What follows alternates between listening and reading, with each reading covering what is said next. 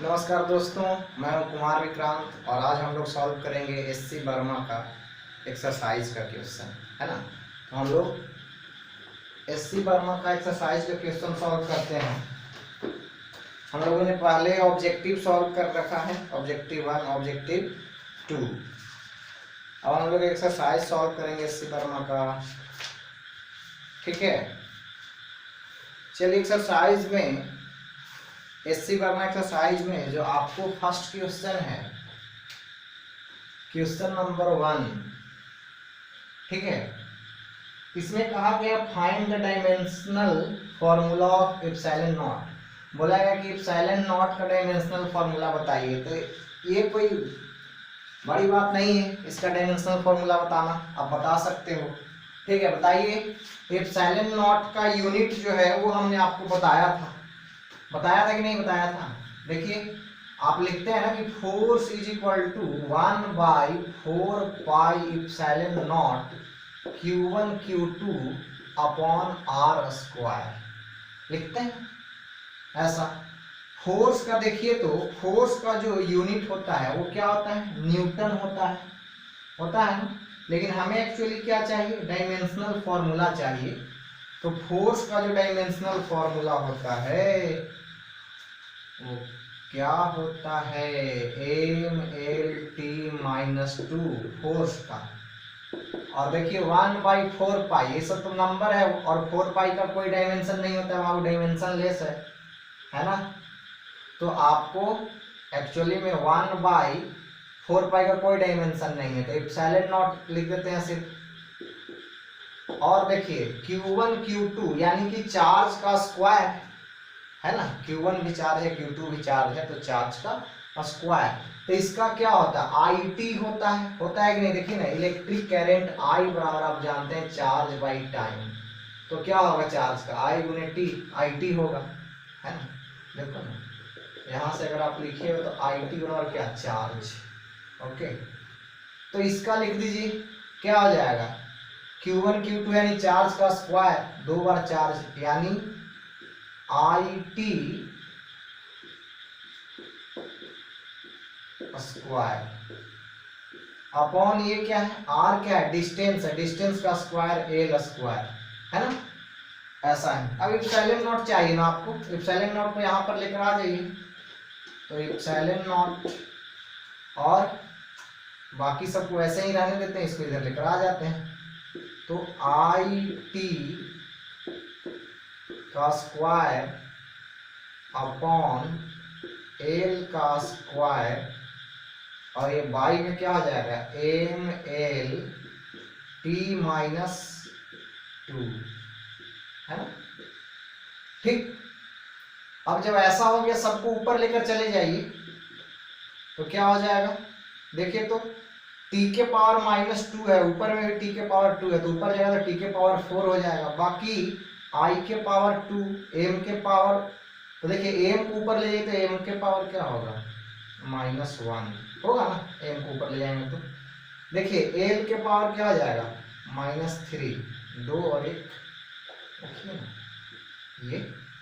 चलिए m को ले गए, l को ले गए, अब क्या t को, तो t के पावर 2 ऊपर है और ये -2 ऊपर जाके 2 हो जाएगा, तो 2 to 4। और देखिए क्या बच गया, I बच गया, I के पावर 2। तो बाबू यही हो जाएगा डायमेंशनल फॉर्मूला किसका, एप्सिलॉन नॉट का, है ना। आ रही बात समझ में।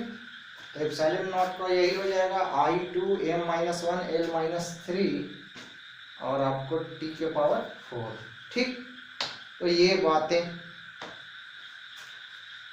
अब देखिए सेकंड क्वेश्चन में, ए charge of 1 coulomb is placed at the top of your college building and another equal charge at the top of your house. Take the separation between the two charges to be 2 km. Find the force exerted by the charge on each other. How many times of your weight is this force?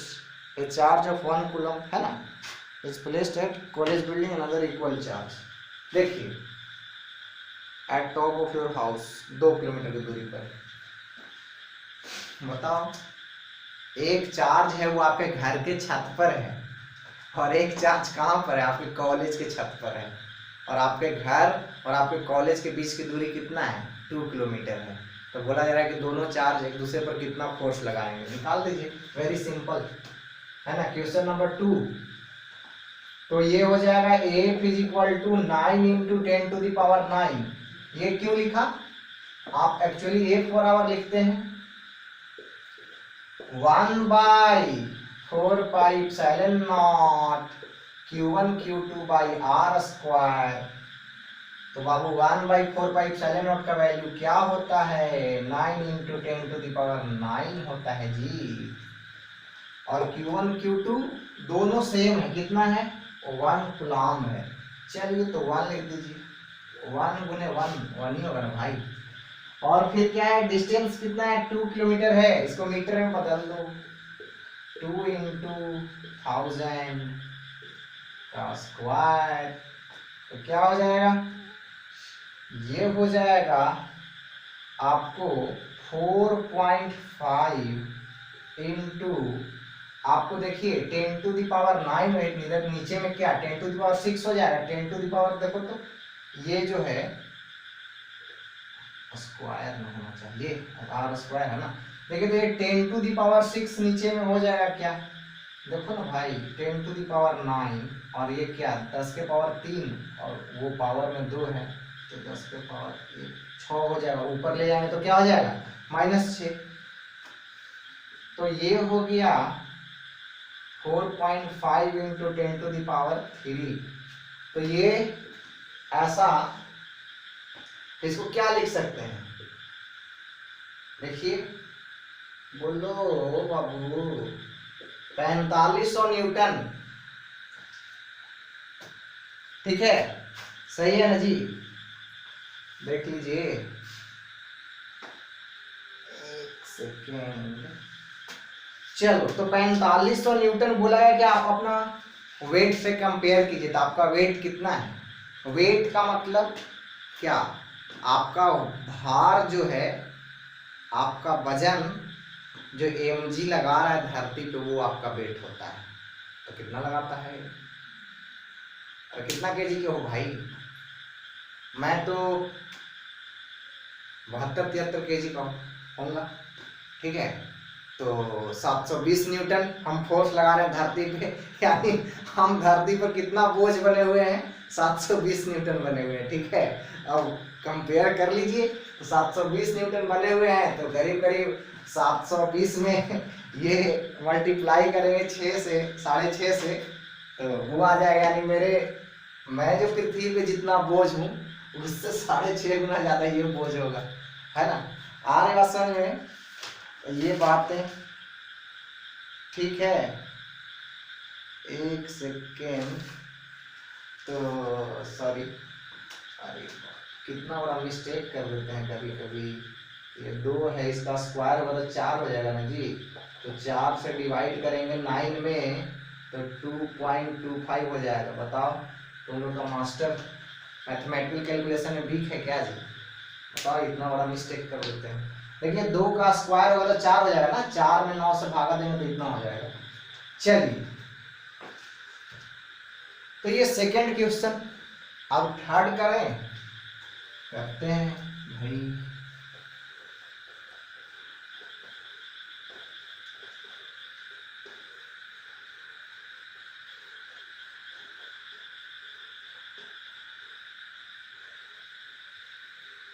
SC Verma का सवाल per day अगर 10 question भी आप करेंगे तो आप SC Verma का objective 1, objective 2, workout और भी कुछ एग्जाम्पल्स रहता है, वो एक्सरसाइज सारा आप कर लेंगे, और वो भी कब तक, सिलेबस खत्म होने से पहले ही कर लेंगे। तो बोलोगे कि सिलेबस ही खत्म नहीं होगा, तो भाई करेंगे कैसे, उस चीज टॉपिक के बारे में पढ़ेंगे नहीं तो। चलो ये भी बात सही है, मतलब हम ये कह रहे हैं कि एससी वर्मा का डेली 10 सवाल कीजिए, रिवीजन के तौर पे भी कीजिए, ठीक है। चलो क्या है third question, at what separation Should two equal charge 1 coulomb each be placed so that the force between them equals the weight of a 50 kg person. एक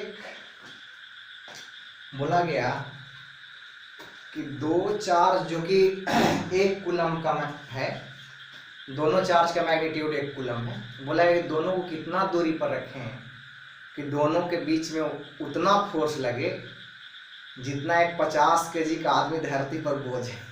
ठीक है, 50 kg का आदमी धरती पे कितना बोझ है जी? 500 न्यूटन है। अरे mg है ना। तो यानी फोर्स दे दिया गया है क्वेश्चन नंबर 3 में फोर्स 500 न्यूटन दिया गया है, यानी कि आपको weight of A 50 kg person कितना होता है mg। तो 50 गुने 10 कीजिएगा ना, जैसे mg 50 गुने 10, 50 kg का है, g का वैल्यू 10 लिया, ऐसे 9.8 होता है, लेकिन 10 राउंड फिगर में लिया kg।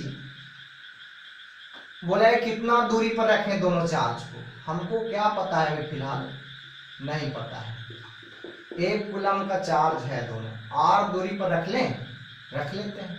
तो फोर्स ऑफ इलेक्ट्रोस्टैटिक्स जो लगता है वो 9 इंटू 10⁹, ये क्या है 1/4 पाई एप्सिलॉन नॉट का वैल्यू है, इंटू Q1 Q2, तो 1 गुने 1 अपॉन डिस्टेंस का स्क्वायर r स्क्वायर वाली।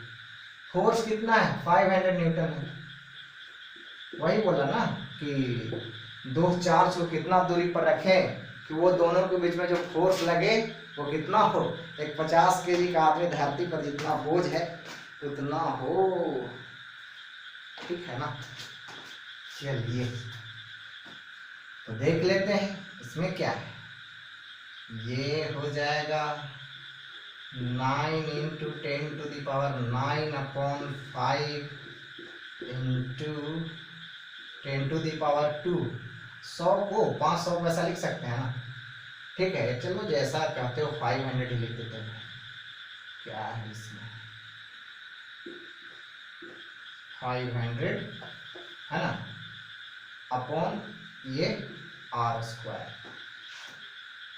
अरे ये r स्क्वायर को यहाँ लेकर चले आए और यहाँ पे F का वैल्यू कितना है 500 दिया गया, उसको नीचे लेकर आ गए। अब कर लीजिए अपना काम।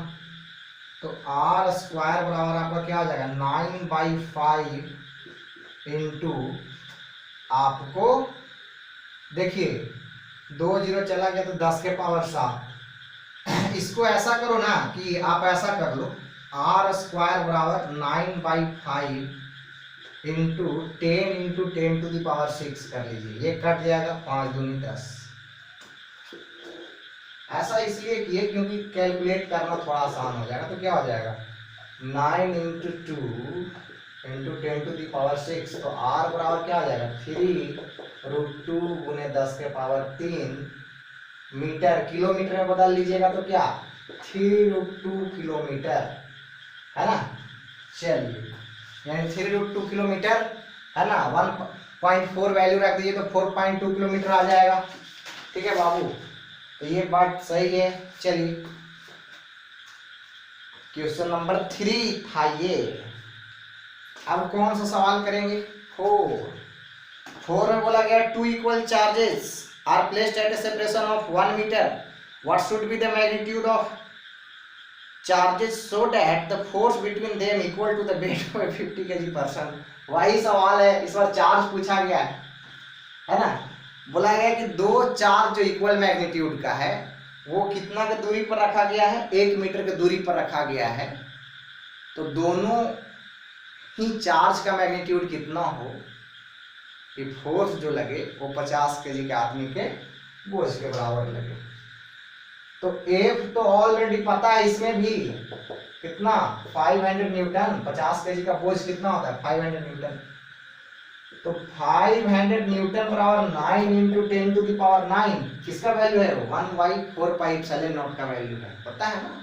इलेक्ट्रोस्टैटिक्स फोर्स के फॉर्मूले में 1/4 pi epsilon not into Q1 Q2 by r square.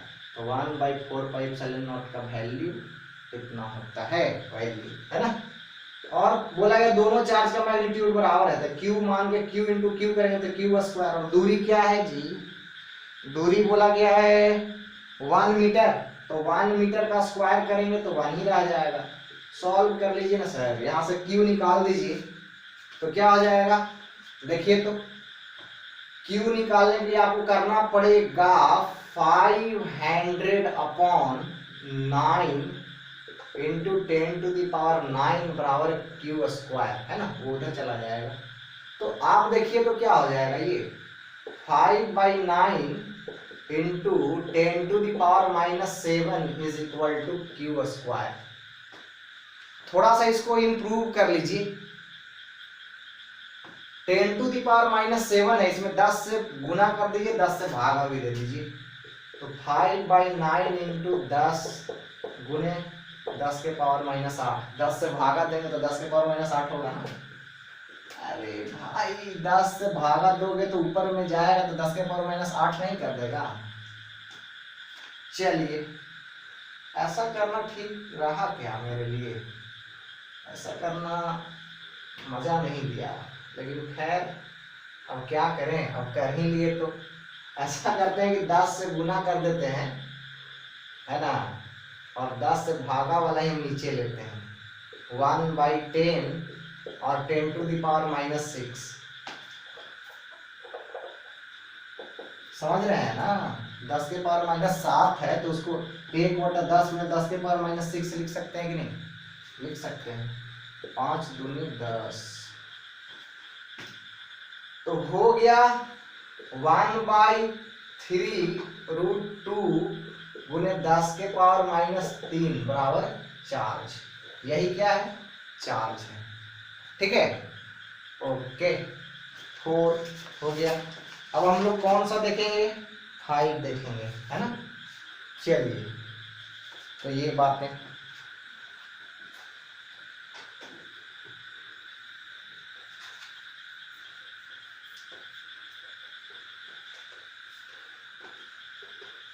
ये सब सवाल काफी इजी है,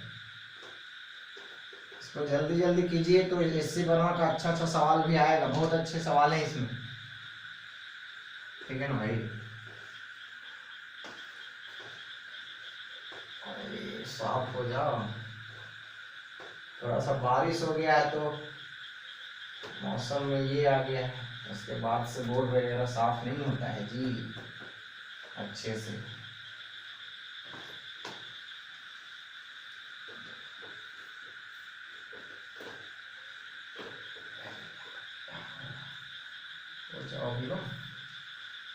चलिए अब कौन सा क्वेश्चन, 5।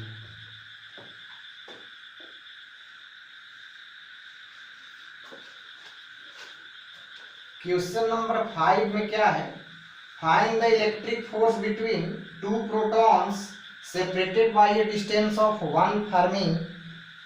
1 फर्मी बराबर 10⁻⁻15 होता है, खैर इसमें दिया भी गया है, दिया भी गया है इसमें 1 fermi is equal to 10⁻⁻15 metre. The protons in nucleus remain at a separation of this order, है ना, बोला गया कि प्रोटॉन इसी ऑर्डर में रहते हैं, फर्मी के ऑर्डर में एक दूसरे से दूर रहते हैं, कहाँ, न्यूक्लियस में, न्यूक्लियस में प्रोटॉन होता है ना। चलिए तो find the electric force between 2 protons separated by A distance 1 Fermi.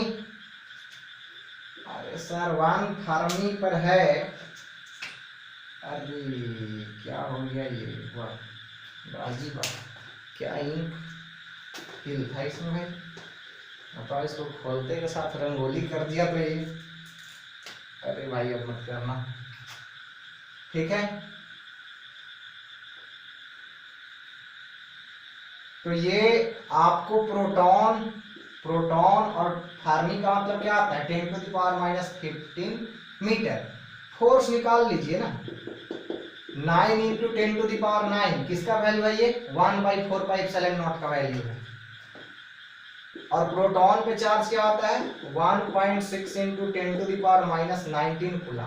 इसका स्क्वायर करेंगे, क्यों, क्योंकि प्रोटॉन का चार्ज उन्हें प्रोटॉन का चार्ज लिखिएगा ना, 1/4πε0 Q1 Q2, तो Q1 भी प्रोटॉन Q2 भी proton by R square 10 to the power minus 15 का स्क्वायर।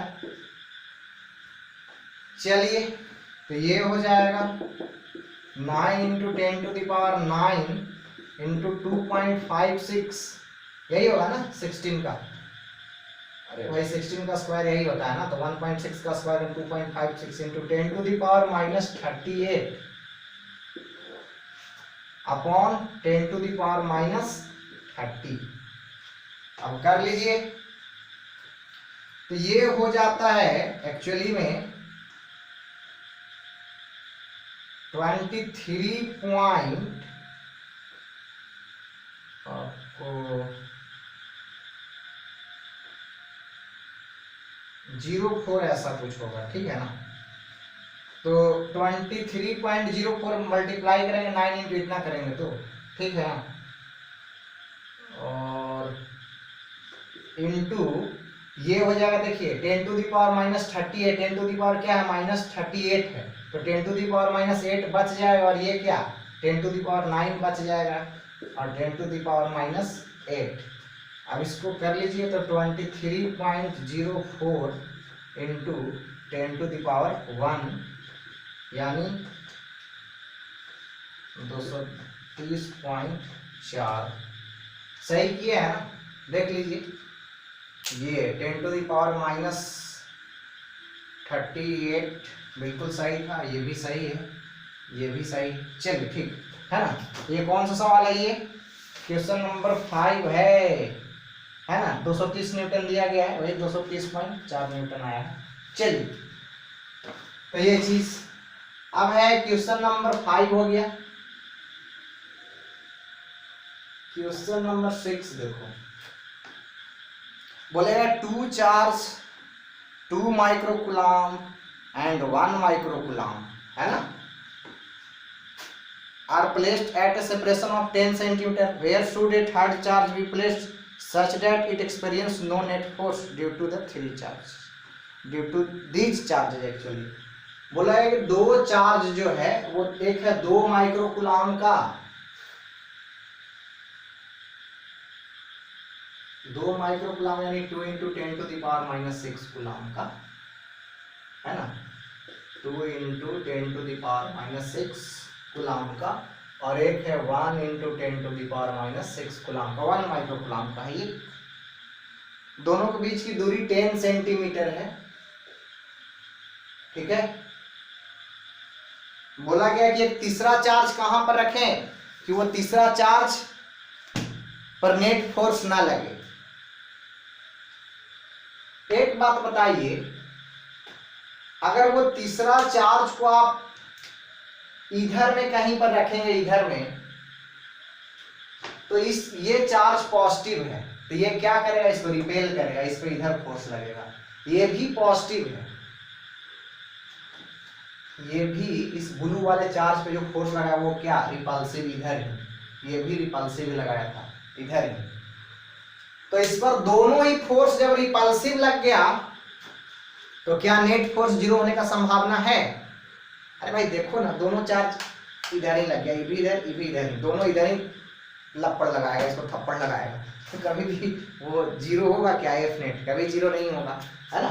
तो एफ नेट 0 यहाँ पर नहीं होगा, बीच में कहीं पर देखते हैं, यहाँ पर लिया, तो इसके चलते लगेगा इस पर अट्रैक्टिव इधर, इसको मान लिया F1, इसके चलते क्या सॉरी रिपल्सिव ना, इसके चलते क्या लगेगा इस पर रिपल्सिव, ये इसको रिपल्स करना चाहेगा तो ये इधर, देखो ना ये रिपेल करेगा तो इधर, इसके चलते भी इस पर क्या लगेगा रिपल्सिव, तो ये इधर, है ना। यहाँ पे अट्रैक्टिव बोल दिए थे, क्या रिपल्सिव एक्चुअली, ठीक है ना, टंग स्लिप हो गया होगा अगर बोले भी होंगे तो, ठीक है।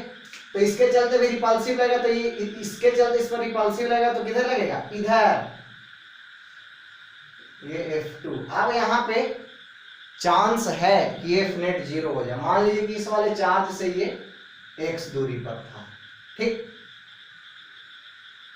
तो आपको F1 प्लस F2 बराबर 0 तब होगा, कब होगा, अगर F1 का मैग्नीट्यूड और F2 का मैग्नीट्यूड सेम हो जाए, and F1 is anti parallel of F2 vector, है ना।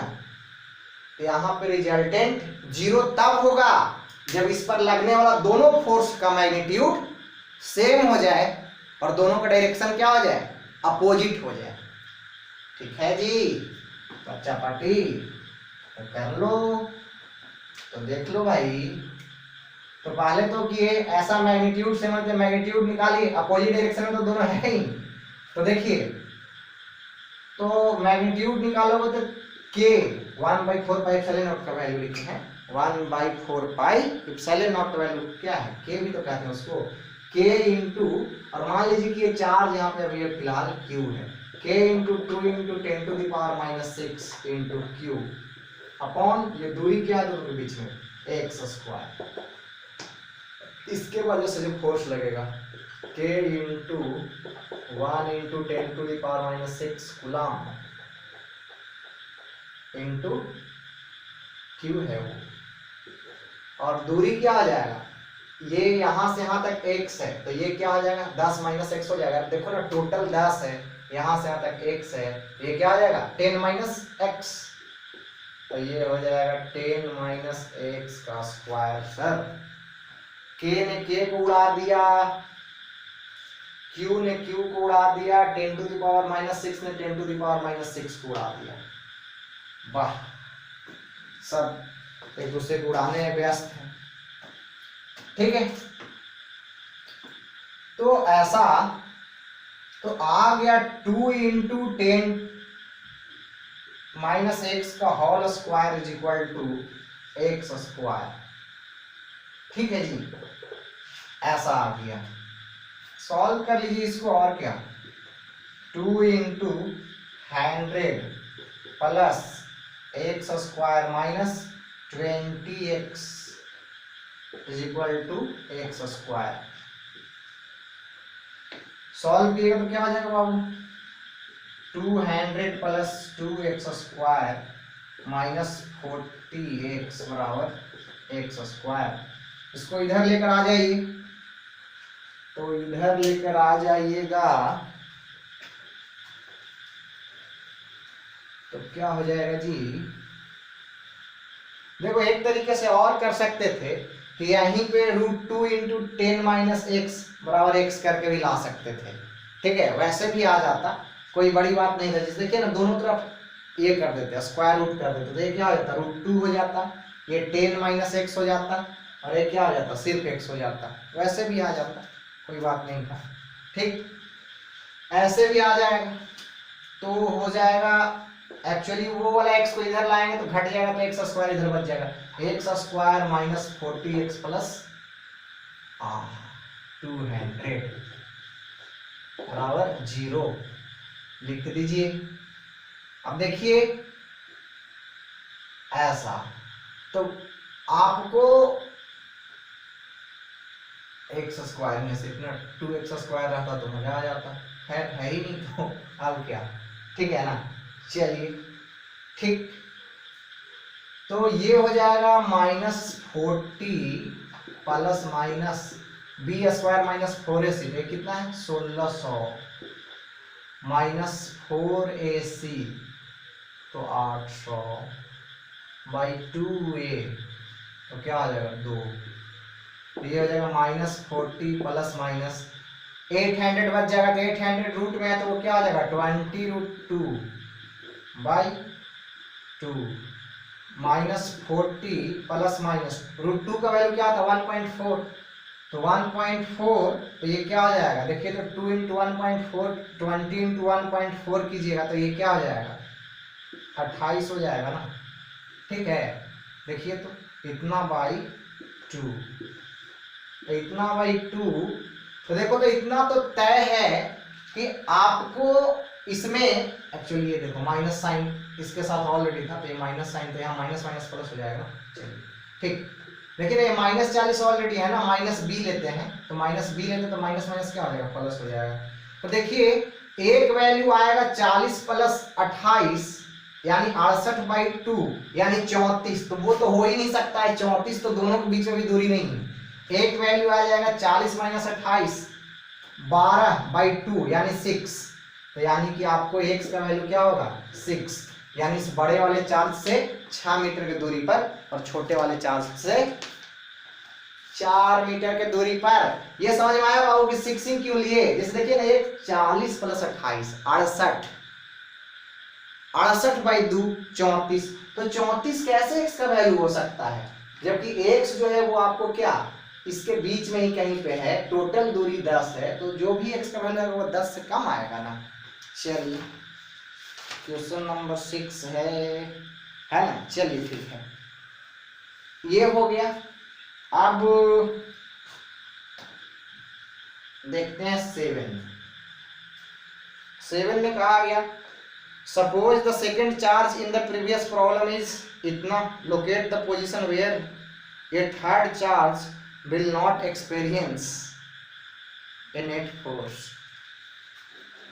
वाह, इसी सवाल को रिपीट कर दिया, कोई बात नहीं, हम लोग कर लेंगे, है ना। बोलो जी बच्चा लोग, समझ में आ रहा है कि नहीं आ रहा है?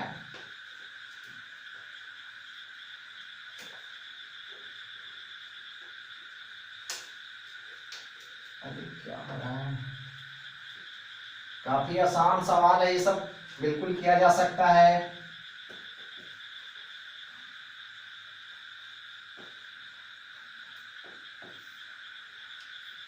ठीक है, देखिए ध्यान दीजिए।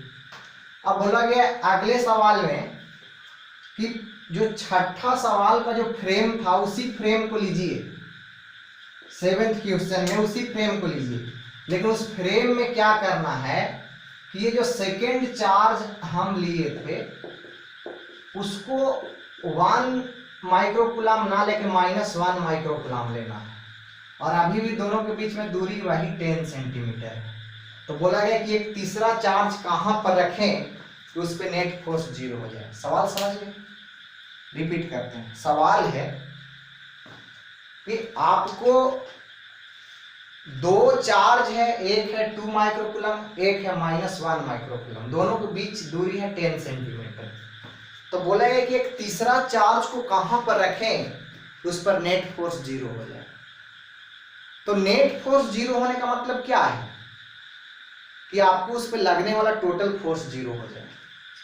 ठीक, चलिए, तो मानिए कि उसको हम यहां पर रख रहे हैं बीच में, तो अगर बीच में रखेंगे तो इसके चलते, और मानिए कि वो चार्ज पॉजिटिव है, ठीक है, अगर निगेटिव भी लीजिएगा तो सेम ही रिजल्ट आएगा, इसलिए टेंशन मत लीजिए कि पॉजिटिव ले रहे हैं निगेटिव लेंगे तो क्या होगा। पॉजिटिव लीजिए या निगेटिव लीजिए, रिजल्ट एक ही आएगा।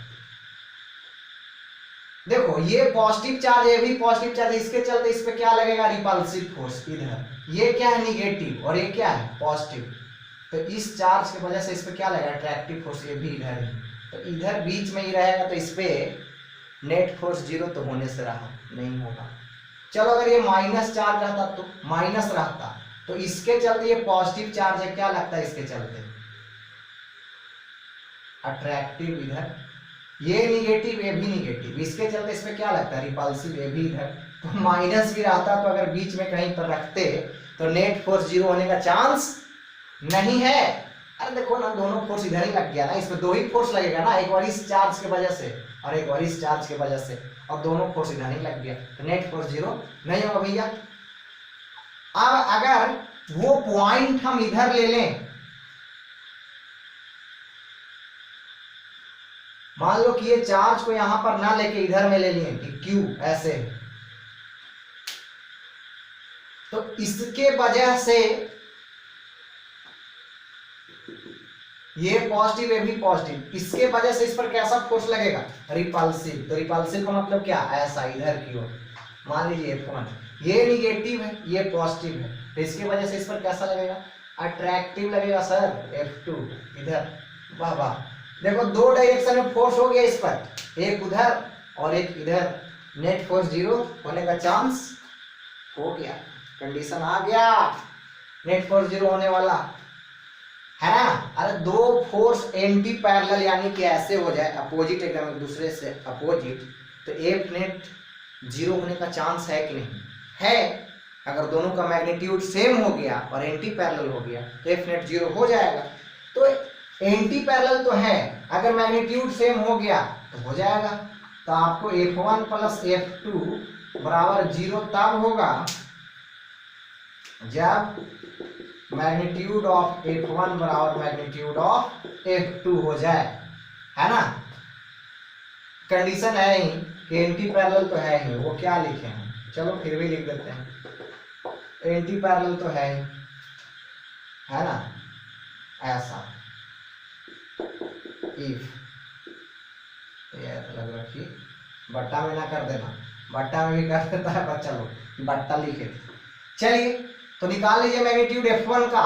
इसके चलते तो देखिए, तो मान लीजिए कि आपको ये इसका जो दूरी लिए है ना, ये निगेटिव वाले चार्ज से ये चार्ज x मीटर की दूरी पर है, तो इससे क्या हो जाएगा 10 प्लस x होगा। देखिए ना, यहाँ से यहाँ तक 10 और यहाँ से यहाँ तक क्या है x, तो टोटल यहाँ से यहाँ तक 10 प्लस x।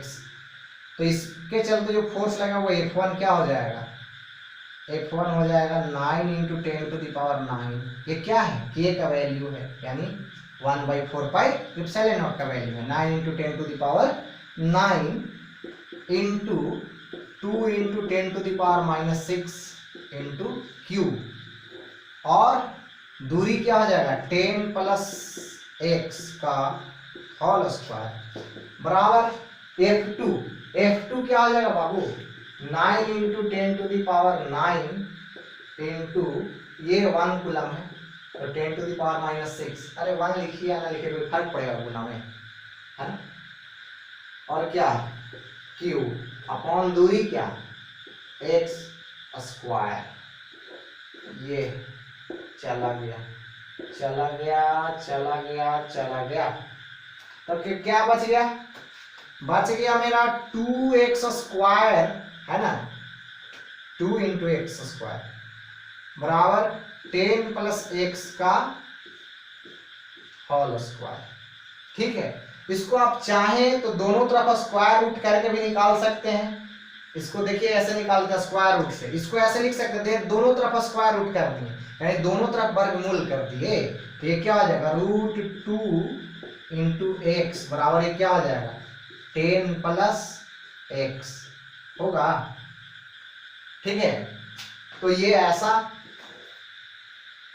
तो देखिए तो √2 का वैल्यू कितना होता है 1.4 होता है कि नहीं, तो 1.4 होता है जी, तो लिख दीजिए 1.4 x बराबर 10 प्लस x।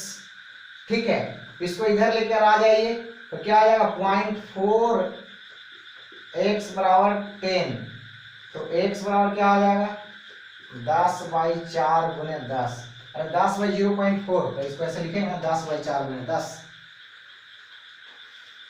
तो कट जाएगा ये 25, तो x बराबर कितना आ जाएगा 25 सेंटीमीटर, यानी स्मॉल चार्ज से कितना दूर रहेगा 25 सेंटीमीटर निगेटिव चार्ज से, है ना। आई बात समझ में। चलिए तो ये हो गया। आपको कौन सा सवाल था ये था मेरा 7। ठीक है, चलिए तो ये आ गया, ठीक है ना। देखिए इससे 25 दूर रहेगा तो इससे 35 रहेगा कि नहीं रहेगा, रहेगा ना। देखिए ना, अरे भाई 10 है ना, और ये क्या है x का वैल्यू 25 आया, तो आंसर इसी से दिया है, इसी से 35 दूरी पे है, बड़े वाले चार्ज से, है ना, यानी बड़े वाले चार्ज से 35 के दूरी पर। ठीक है, आपको 34.1 सेंटीमीटर लिया गया है, तो उसको 35 से समझिएगा, क्योंकि हमने क्या किया है डायरेक्ट यहाँ पे √2 का वैल्यू 1.4 रख दिया, जबकि √2 का वैल्यू क्या होता है 1.414 टाइप का कुछ होता है ना, इसलिए वरीड नहीं होना है। 8 में दिया गया है 2 charge particle are placed at a distance 1 centimetre apart, what is the minimum possible magnitude of the electric force acting on each charge. वाह क्या सवाल है।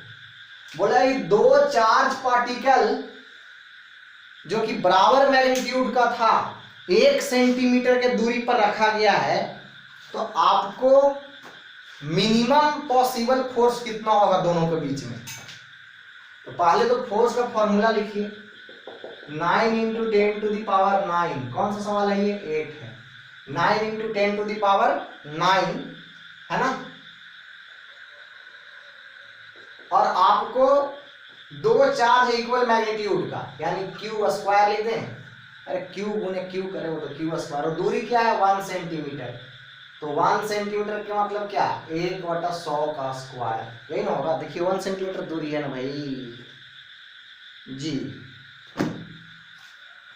तो 1 बराबर 9 इंटू, और देखिए 1/100 है तो ये ऊपर जाके क्या आ जाएगा, 100 का स्क्वायर हो जाएगा। 1/100 का स्क्वायर, ऊपर 100 का square, 9 into 10 to the power 13 गुने क्यू स्क्वायर, यही है फोर्स का इक्वेशन। तो बोला है कि मिनिमम पॉसिबल फोर्स क्या होगा, तो वो तो पूरी तरीके से क्यू पे डिपेंड कर रहा है ना। तो क्यू का मिनिमम वैल्यू क्या होता है, किसी भी चार्ज का मिनिमम वैल्यू क्या होता है, फंडामेंटल चार्ज। और फंडामेंटल चार्ज किसको कहते हैं बाबू, फंडामेंटल चार्ज किसको कहते हैं, चार्ज ऑन इलेक्ट्रॉन, यानी क्यू मिनिमम कितना होता है 1.6 into 10 to the power -19 coulomb. देखिए ना, ये फोर्स मिनिमम तब होगा ना जब ये मिनिमम होगा।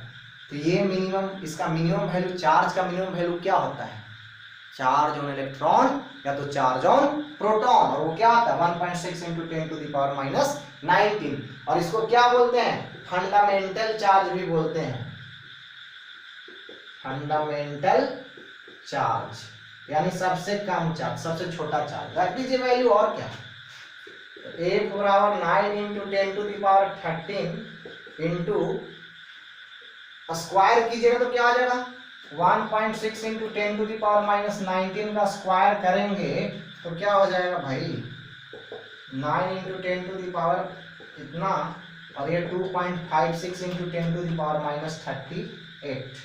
ठीक है, सॉल्व कर लिया इसको, गुना भागा जो भी है इतना कर लेना, ठीक है ना। देखो ना ये क्या आ जाएगा 2.56 तो 23.0 हो जाएगा ना। लो भाई कर ही देते हैं।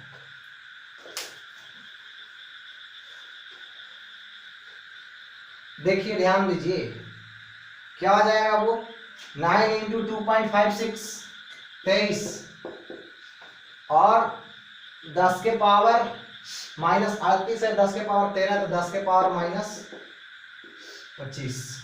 ठीक है, इतना ही फोर्स लगेगा, है ना, मिनिमम फोर्स। ठीक है, चलिए अब आगे देखिए, क्वेश्चन नंबर 8 हो गया। अब 9 और 10, अरे 9 और 10 देखो फिजिक्स का सवाल नहीं है, एक्चुअली केमिस्ट्री का सवाल है, ठीक है ना। देखिए ध्यान दीजिए, स्क्रीन पॉज कीजिए जरा,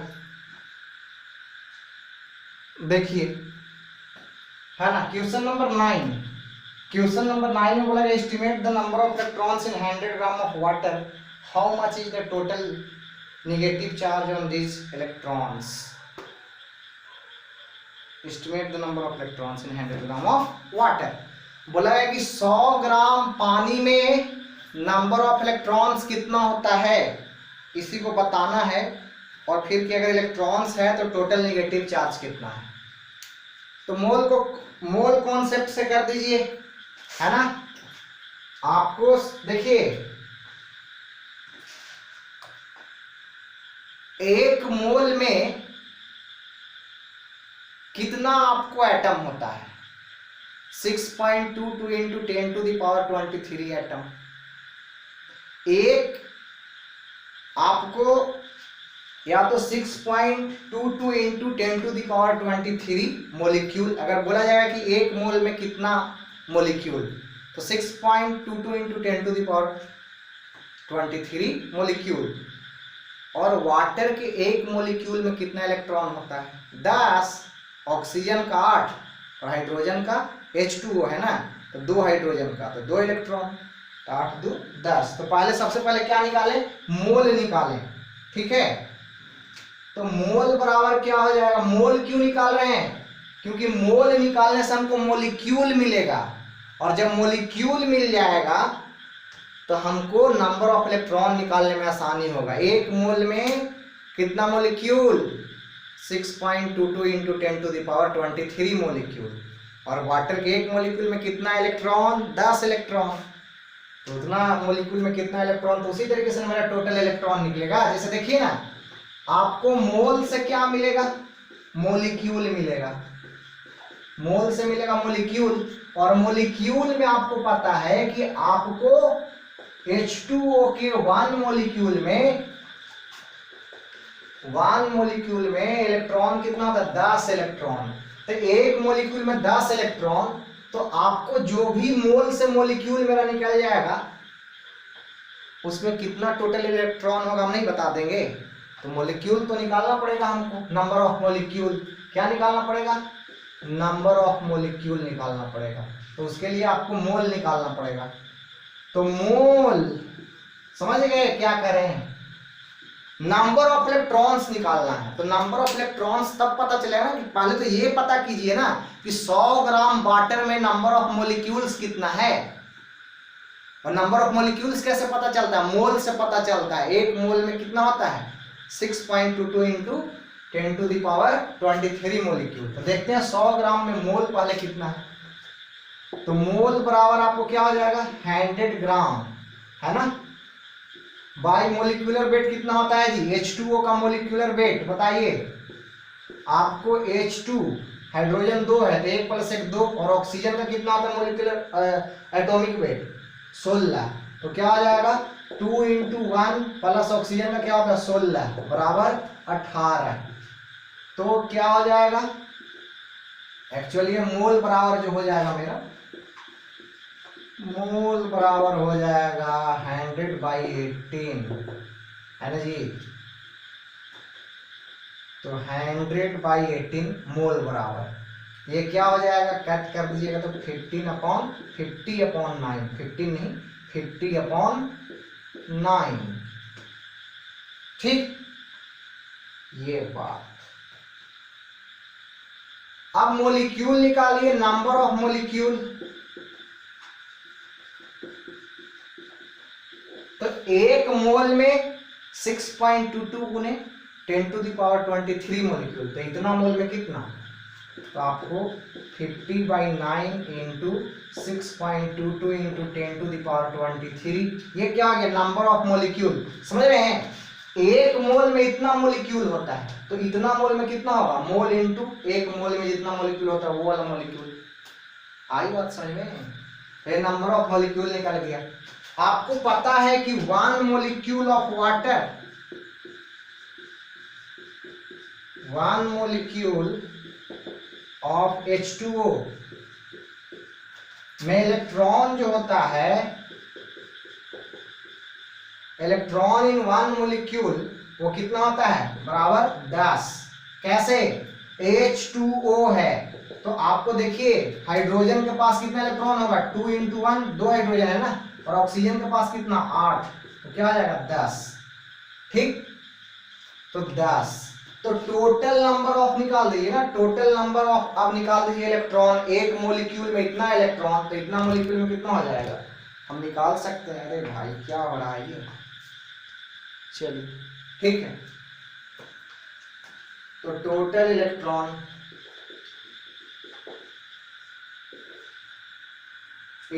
आपको एक मोलिक्यूल में इतना इलेक्ट्रॉन होता है, तो टोटल मोलिक्यूल कितना है? इतना। तो टोटल इलेक्ट्रॉन बराबर हो जाएगा 50/9 इंटू 6.22 इंटू 10⁻23 इंटू 10। इसको मल्टीप्लाई करेंगे तो ये हो जाएगा ऐसा 5/9 इंटू 6.22 इंटू 10⁻25,